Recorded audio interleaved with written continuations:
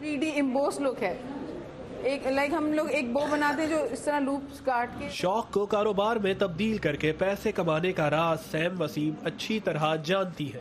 Side press کرنا ہے, top سے اسٹریٹ لے کے جانا ہے. سیم نے انٹرنیٹ پر کیک بنانے کی ترکیبیں دیکھ کر اور بیکنگ کورس کرنے کے بعد سیم کیک فیکٹری کے نام سے آن لائن بزنس شروع کیا.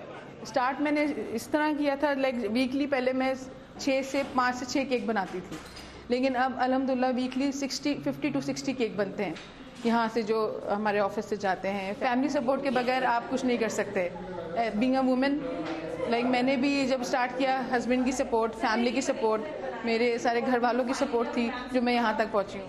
سیم پاکستان کے ان بہت سے چھوٹے کاروباری افراد میں سے ایک ہے جنہوں نے انٹرنیٹ کے سہارے کاروبار کھڑا کیا ہے. اسٹیٹ بینک آف پاکستان کے مطابق 2018 میں آن لائن کاروبار میں 60% اضافہ دیکھا گیا.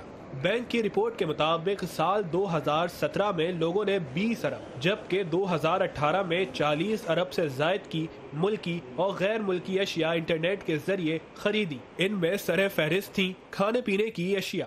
دیکھیں اس حساب سے تو یہ لگ رہا ہے کہ ڈبل ہو گئی شرح, لیکن میں سمجھتا ہوں اب بھی جو ہے آٹے میں نمک کے برابر ہے. پاکستان میں صرف اگر میں آپ کو ایک چھوٹی سی مثال دوں, بقرہ عید کے لیے صرف 500 ارب روپے کی لوگ قربانی کے جانور خریدتے ہیں ایک دن میں.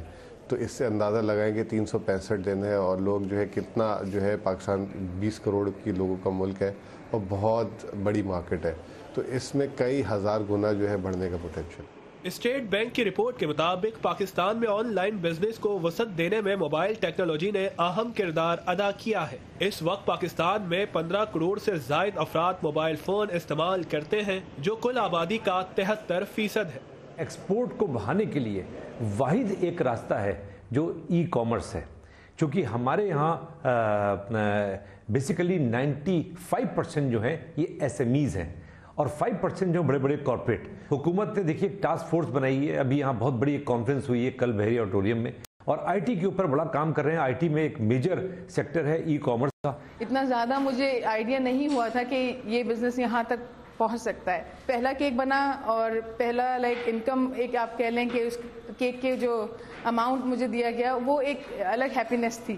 اس کی اتنی خوشی ہوئی کہ نہیں, آئی کین ڈو اٹ, یہ میں کام کر سکتی ہوں اور یہ اسے سیل بھی کر سکتی ہوں.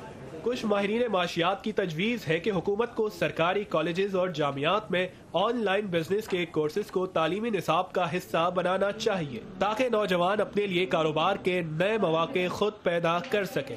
سلیم خان, اردو, VOA, کراچی.